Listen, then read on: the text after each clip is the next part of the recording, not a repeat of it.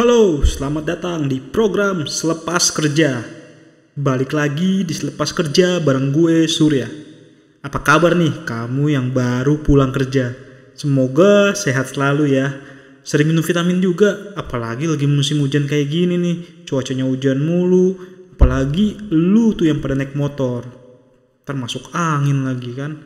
Nah, kali ini gue mau lanjutin cerita tentang pendapatan pasif untuk pekerja. Ingat kan, kemarin gue tuh udah bahas pendapatan pasif dari sewa properti, royalti NFT, dan deposito.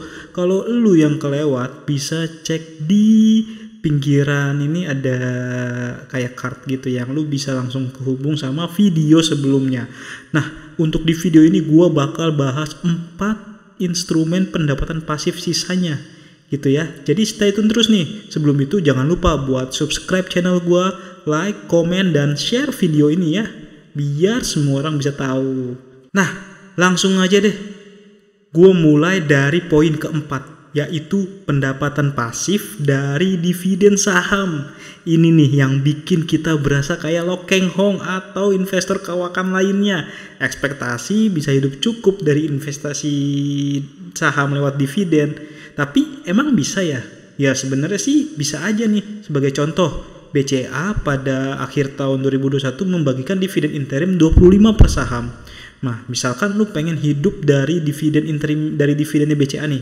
Ibaratnya kalau BCA rata-rata setahun ngasih 2 kali periode dividen, yang interim dan yang tutup buku. Nah, kalau lu punya kebutuhan hidup 7 juta, berapa saham BCA yang lu butuhkan biar dapat dividen 7 juta per bulan? Sini gua hitung. Baik banget kan gue dengan asumsi dividen interim dan tutup buku sama. Misalkan kalau interimnya 25 berarti tutup bukunya 25. Berarti lu harus punya 1,68 juta lembar saham BCA. Wow, berarti itu sekitar 16.000 lot saham BCA. Berarti modalnya adalah dengan asumsi kita ambil penutupan harga di 21 Januari 2022 sekitar 7.900, berarti modal yang lu butuhkan itu sekitar 13 miliar. Kaget nggak? Gue sih enggak sih, ya tahu sih ya emang butuh modal gede buat seperti itu gitu kan. Nah, terus lu juga nggak bisa asal cari saham yang bagi dividen gede nih, banyak yang bagi dividen gede gitu kan. Tapi ingat, ada juga yang gak liquid, percuma lu dapat dividen tiap hari tapi pas lu butuh pengen jual gak bisa dijual, kan kocak. Atau enggak, walaupun bisa dijual tapi harga di situ-situ aja, ngapain gitu kan. Nah, mending pilih yang pasti-pasti aja, kayak misalkan di sektor banking besar. Lu pikir deh, mungkin gak sih banking besar nih bangkrut gitu. Kan ada bank digital yang lagi heboh itu. Ya kan bank digital ini kan segmennya saat ini sangat kecil lingkupnya, sedangkan kalau bank-bank besar seperti BCA, BNI, BRI, Mandiri, duitnya dari mana? Dari kredit korporasi yang nilai gede banget. Dan itu rutin ngasih kreditnya gitu. Jadi deposito yang masuk langsung diolah jadi kredit korporasi itu udah mantap cuan, yang berarti kan stable. Dan salah satu indikator pertumbuhan ekonomi itu adalah pertumbuhan kredit. Kalau kreditnya agresif dan tetap sesuai dengan aman-aman aja, nggak ada yang bermasalah banget, berarti wah nih ekonomi bisa bangkit gitu. Cuman kalau kredit terlalu agresif dan ada resiko NPL atau kredit bermasalah, ekonomi bisa bergejolak gitu. Jadi indikatornya di bank, dan saat ini indeks saham keuangan tuh nomor 1 ya bobotnya di bursa gitu. Jadi ya menarik. Jangan sampai kalian juga milih waktu zaman-zamannya saham semen ngasih dividen lebih dari 100%, bayangin. Kan gede banget tuh ya porsinya ya. Dari segi laba bersihnya dia ngasih 100%, bahkan lebih. Ada modal ditahan di kasnya, dia kasih dividen ke investor. Kenapa? Karena industrinya lagi kacau, lagi oversupply, dia nggak bisa ekspansi. Ngapain ekspansi pas lagi harga semen turun dan oversupply, demandnya kurang? Ya udah, akhirnya dia bagikan dividen aja semuanya ke investor. Nah, seperti itu kan jadi kayak jebakan Batman. Nah, harus hati-hati gitu. Nanti deh kita bakal bahas lagi soal dividen saham ya. Gue bakal bikinin videonya khusus nanti, oke? Nah, kita lanjut ke pendapatan pasif Kelima, yaitu dari staking kripto. Nah, sebelum lu nanya staking itu apa, nanti lah gue bakal jelasin secara khusus karena bakal panjang lebar. Dan gue juga butuh riset ya untuk bisa menjelaskan kalian dengan benar. Takutnya kalau gue cuman yang gue tahu doang, nanti kalau salah gue menyesatkan banyak orang dong. Iya, nah. Tapi kalau kita lihat ya pasar kripto nih hampir 3 bulan terakhir lah nih berdarah-darah terus nih, apalagi nih sekitar periode 21 Januari kemarin tuh, aduh, gara-gara Rusia mau nge-ban perdagangan transaksi kripto, akhirnya seluruh pasar kripto tuh runtuh. Masa Bitcoin bisa jatuh ke 35.000 dolar AS dari 60.000 all time high-nya, kan gila gitu kan. Cuman ya kita skip masalah pasar kripto lagi berdarah-darah. Kita fokus lagi nih tentang staking kripto. Emang bisa dapat pendapatan pasif dari kripto? Bisa. Bocoran aja nih, bunga staking kripto tuh gila-gilaan. Gue pernah dapat bunga staking kripto 100% per tahun. Ingat, per tahun, bukan per bulan. Kalau per bulan investasi bodong lagi ntar itu. Itu kalau nggak salah kriptonya AXS atau Axie Infinity yang lagi happening dengan metaverse-nya gitu. Akhirnya dari cuan atau pendapatan pasif dari 100% per tahun itu gue bisa dapat sekitar $1 per 2 atau 3 hari dari Axie Infinity ini. Keren ya, tapi disclaimer ya, gue gak ngajak lu ikutan buat staking di Axie Infinity juga. Karena gini skemanya, kalau semakin demand orang yang pengen nge-staking banyak, tingkat bunganya juga turun. Kalau gak salah sekarang tuh tingkat bunganya sudah turun jadi 75% per tahun. Dengan pilihan untuk stakingnya tuh nggak ada yang sampai setahun, jadi sekitar 30 hari, 60 hari, dan 90 hari doang gitu. Jadi yang lu dapatkan ya cuman paling banter adalah 30% dari 100% gitu sih. Nah, ntar gue bahas lah totalnya. Terus ketentuannya juga kayak lu dividen saham, jangan asal milih yang gede doang. Nanti kalau lu milih yang gede doang terus nggak laku, ngapain kan? Lu nggak bisa cairin jadi uang juga tuh, berarti orang nggak ada yang mau beli gitu. Jadi emang harus pilih-pilih lagi nih, kira-kira prospeknya kayak gimana nih gitu nih si kripto yang mau kita stakingin. Nah, selain staking di kripto tuh juga bisa dapet bunga kalau kita minjemin kripto. Tapi emang bunganya tuh nggak sebesar kayak kita nge-staking, ya kecil, malah kecil banget. Kayak Bitcoin itu kalau di earnin tuh sekitar 4%, di aplikasi Pintu tuh sekitar 4% gitu. Kalau di aplikasi peluang itu sekitar 3,5% dengan nominal tertentu gitu. Nah, kelebihannya apa nih earn dibandingkan staking? Nah, kalau staking ini kan emang cuma khusus token-token tertentu ya. Kalau Bitcoin nggak bisa di stakingin gitu. Nah, kalau lu yang punya banyak Bitcoin terus pengen dapet pendapatan pasif dari Bitcoin lu bisa pakai earn. Emang sih kecil sih, cuman kan lumayan gitu. Kalau tiba-tiba harganya beneran mencapai 100.000 dolar AS kan lumayan ya. Kalau gitu kita juga nggak spekulatif, kita kan investing ceritanya. Ya gitu. Nah, terus selain Bitcoin apalagi nih yang menarik buat di stakingin ya? Biasanya sih kripto besar yang nggak bisa di staking kayak Bitcoin dan Ethereum. Tapi Ethereum kayaknya sekarang udah mulai bisa di staking ya, kalau nggak salah ya, karena gue udah mulai coba di Binance. Itu gue staking Ethereum versi baru, cuman keluarnya jadi BET. Gue nggak paham situ gimana skemanya. Kalau ditulis di situnya sih staking Ethereum versi baru atau gitu, gue lupa gitu. Tapi sampai menunggu proses upgrade-nya Ethereum ini ya lu bisa di earn nih Ethereum lu nih. Jadi kan lumayan tuh, apalagi sekarang harganya lagi di bawah 3.000 dolar AS nih kan per koinnya. Jadi mungkin lu bisa nabung terus di earnin. Nanti kan kalau nilainya naik lagi, earnnya juga naik gitu kan. Nilai earn yang udah lu simpen dari sekarang juga naik gitu. Itu kelebihannya sih daripada dividen saham. Kalau di kripto kan pergerakannya fluktuatif banget ya. Ketika harga kripto naik berarti cuan imbal hasil pendapatan pasif juga naik gitu ketika lu cairin ke dalam uang fiat seperti rupiah gitu. Oke, nanti gue bakal bahas lebih lanjut deh tentang si kripto ini karena banyak banget yang bisa kita ulas, apalagi untuk pekerja yang ingin cari cuan gitu kan. Oke, yang ketiga, pendapatan pasif dari peer to peer lending.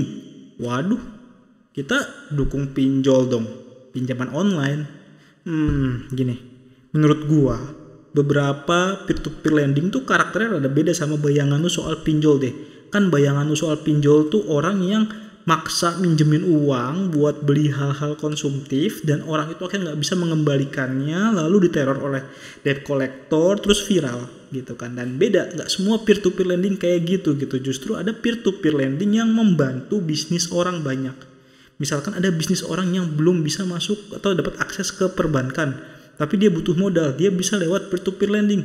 Bunganya gede dong.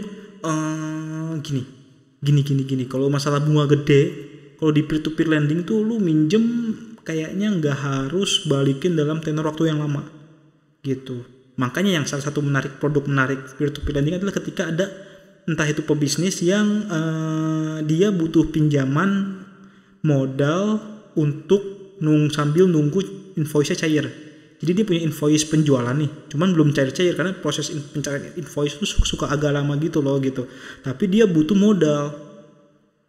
modal untuk bisa ekspansi lagi biar omset bisnisnya makin gede. Akhirnya dia minjem di peer to peer lending dulu selama beberapa waktu yang bentar banget gitu. Nah pas invoice-nya cair dia bisa lunasin itu. Gue make Coinworks. Jadi kalau misalkan gue banyak ngambil di peer to peer lending level A atau yang paling bagus lah, yang kualitas wahid. Nah di situ ketika si debiturnya bisa bayar lunas, dia bisa melunasi lebih cepat gitu. Jadi resikonya bisa dibilang lebih kecil kalau kita emang milihnya yang kayak gitu kan. Dan lumayan loh kalau misalkan pas tahun lalu bunga deposito tuh sekitar 3,5% per tahun. Di peer to peer lending gue tuh bisa dapat 7% per tahun. Sebenarnya itu masih kecil. Kenapa kecil? Karena gue fokus di debitur yang kualitas bagus. Gue gak berani yang kualitas level E yang paling rendah gitu. Beberapa kali gue nakal lah, gue pengen ngambil yang kualitas B atau C di bawah A dikit. Dan porsinya juga kecil, jadi nggak terlalu ngefek ke imbal hasil tahunan gue gitu. Karena ya peer to peer lending ini ibaratnya gue pengen ngambil yang aman lah. Dengan kondisi ekonomi yang belum membaik, tingkat kredit bermasalah tuh cukup tinggi juga. Jadi gue nggak terlalu berani nih. Dan bagusnya nih di Coinworks ketika lu ngambil yang kualitas wahid, itu pun dijamin oleh asuransi kredit juga gitu. Jadi lebih terasa aman gitu. Nah cuman ya itu ketika kita milih yang kualitas wahid, cuannya juga nggak gede-gede banget. Lu bisa dapat cuan di atas 10% di peer to peer lending. Cuman lu harus ambil debitur yang yang biasa aja. Ya bukan yang biasa aja, yang beresiko kalau dalam skala kreditnya itu, skor kreditnya gitu sih. Oke. Baiklah. Ya, nanti gue juga bakal mau bahas khusus tentang peer to peer lending. Kita akan berbagi cerita pengalaman kita bagaimana cara pekerja bisa dapat cuan dari peer to peer lending. Nah, yang terakhir atau ketujuh, tadi gue agak salah, yang di peer to peer lending harusnya yang keenam ya, gue bilangnya yang ketiga. Yang ketiga dari versi video ini maksudnya. Oke, kita lanjut yang terakhir atau yang ketujuh, pendapatan pasif dari SBN Retail. Apaan tuh SBN Retail? Ibaratnya SBN Retail adalah negara yang minta utangan ke lu. Ya lu yang rakyat biasa ini, yang pekerja biasa. Kok bisa gitu? Ya gini, daripada negara itu minjem sama asing kan, mendingan dia minjem sama rakyatnya yang punya uang, nanti diolah jadi untuk bangun infrastruktur atau untuk apa. Nanti uangnya itu ketika untung dikasih imbal hasil ke masyarakatnya kan, masyarakatnya dapat cuan, negaranya bisa jalan tanpa perlu ada resiko utang luar negeri. Emang kenapa sih kalau utang luar negeri itu kok dibilang beresiko? Gini.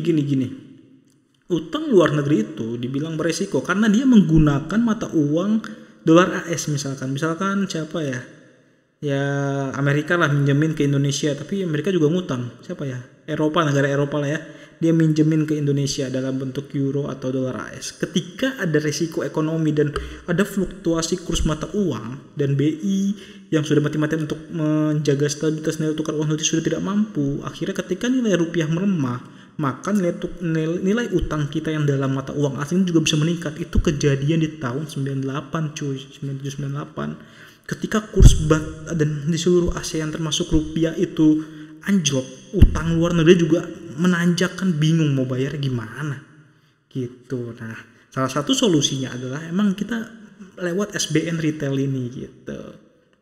Ya, dan lu bisa mulai jajal SBN Retail dari modal kecil, yaitu 1 juta. Cuman ya jangan ngarep dengan modal 1 juta itu udah bisa dapet cuan 5 juta. Itu namanya investasi bodong yang angkanya ada 5 juta cuman nggak bisa ditarik gitu kan. Ini instrumen investasi yang risikonya rendah banget. Cuman kalau mau cuan atau bisa dapat pendapatan pasif bulanan yang butuh modal gede juga. Misalnya kalau kupon dari SBN Retail ini 5% per tahun dan lu pengen pendapatan pasif itu 12,5 juta per bulan. Bisa nggak? Ya bisa aja. Cuman gampang sih caranya. Cuman ya lu tinggal taruh 3 miliar di SBN Retail. Lu bakal dapet tuh tiap bulan 12,5 juta. Enak kan tinggal tidur-tiduran dapat 12,5 juta. Tapi belum dipotong pajak 15% dari total bunga yang diberikan. Gitu. Nah, tapi sebelum lu masuk ke SBN Retail, lu harus paham dulu ada 2 jenis SBN Retail. Bukan yang konven dan syariah ya. Kalau itu ya jelas beda gitu. Cuman ada 2 jenisnya, yaitu jenis pertama adalah dia itu tingkat kuponnya fix sampai tenor habis. Tapi lu bisa jual di pasar sekunder. Apa itu pasar sekunder? Pasar sekunder adalah ketika kita mau jual kepemilikan SBN Retail kita kepada orang lain. Nah, di situ akan dipengaruhi oleh harga obligasinya, harga SBN Retailnya. Nah, harga SBN Retail ini naik dan turun disesuaikan dengan kondisi suku bunga acuan BI. Ketika BI menaikkan suku bunga, harga justru turun. Kenapa? Karena penerbitan SBN Retail selanjutnya akan lebih tinggi bunganya. Jadi SBN yang ini nggak akan menarik lagi. Demand-nya turun, akhirnya harganya turun gitu. Tapi ketika BI menurunkan suku bunga, SBN Retail harganya justru naik. Kenapa? Karena SBN Retail yang akan diterbitkan selanjutnya kuponnya akan lebih kecil, sehingga SBN Retail yang sudah diterbitkan sebelumnya menjadi lebih menarik. Demand-nya tinggi gitu, harganya naik gitu. Ya, terus ada lagi tipe yang kedua. Yang kedua itu adalah SBN Retail yang kuponnya floating, bisa naik turun sesuai pergerakan suku bunga BI. Cuman ada batas bawahnya nih. Batas bawah misalkan batas bawahnya 5%, tapi ketika BI naikin suku bunga 25 BPS, kuponnya naik juga 25 BPS gitu. Cuman pas tiba-tiba udah naik 5,25 nih jadinya nih. Terus BI nurunin lagi suku bunganya 25 BPS lagi, ya dia turun lagi ke 5 ke batas bawah penurunan kuponnya gitu. Nanti lu bisa milih sendiri deh, lu lebih tertarik yang mana nih? Yang kupon fix atau kupon yang floating gitu. Dan salah satu kekurangan SBN adalah lu gak bisa mencairkan di sesuka lu. Kalau untuk yang bisa dijual di pasar sekunder, lu bisa mencairkan lewat pasar sekunder. Tapi nunggu ada yang beli dulu juga, gak bisa lu jual langsung laku, enggak. Itu pasti nunggu proses juga ada yang beli. Karena kan ya proses supply and demand ya. Lu nawarin ada yang mau baru kejual gitu. Terus kalau yang sistem floating tuh nggak bisa dijual di pasar sekunder, tapi lu bisa mencairkan lebih dini di tahun pertama. Jadi kan misalkan ada tenor 2 tahun, di tahun pertama lu bisa cairin setengahnya lagi baru nanti nunggu jatuh tempo gitu sih. Oke, nanti gue bakal cerita pengalaman gue juga tentang SBN Retail ini. Gue pernah sekali, tapi gue nggak lagi dulu nyoba. Kenapa? Karena modalnya masih kecil juga ya. Kalau modal kecil nggak berasa cuy. Ya ntar gue ceritain deh. Nah, itu tadi 4 instrumen pendapatan pasif yang bisa kita incar untuk para pekerja. Inti dari 7-7-nya malah. Kayak di video pertama gue adalah kalau mau dapat pendapatan pasif yang gede, yang sesuai dengan pengeluaran kita, ya butuh modal gede. Kalau modal kecil ya hasil juga kecil gitu. Untuk itu, buat pekerja yang masih awal-awal juga, yang baru mulai merintis karir atau enggak, buat kamu yang memang lagi baru mau membangun aset, fokus utamanya adalah bukan investasi, tapi memperbesar pendapatan aktif yang digenjot, entah itu dari side hustle atau bisnis lah gitu. Nah, tapi lu juga dari pendapatan aktif itu lu harus kelola juga ke investasi. Cuman yang pertama adalah pendapatan aktifnya dulu yang diperbesar, kita usahakan semaksimal mungkin gitu. Simple tapi berat. Karena kerja satu aja udah capek, work life balance-nya gimana gitu kan, apalagi ngincer side hustle atau bikin bisnis sendiri gitu. Nah, kita juga perlu bahas tuh masalah work life balance, kayaknya seru, lagi banyak di Twitter gitu. Oke, nah gue mau tidur dulu ya, udah malam juga dan capek nih abis kerja, masih edit video. Andai aja ada editor gratisan yang mau editin video gue gitu kan, atau enggak yang desainer gratisan yang mau bantuin gue bikin konten di Instagram, atau penulis gratisan yang mau nulis di blog gue. Aduh, kok maunya gratisan, orang tadi nyuruh pendapatan aktif digedein ya. Ya kan gue juga belum dapat cuan juga nih dari yang ini YouTube ini gitu. Makanya doakan dan ajak teman subscribe juga ya, biar makin rame. Kalau udah 1000 subscribe kan udah enak. Oke. Oh ya YouTube, aku butuh magicmu jika ada sukarelawan yang tertarik kontak. Cuman ya belum ada budgetnya. Oke, sampai di sini dulu ya. Bye bye.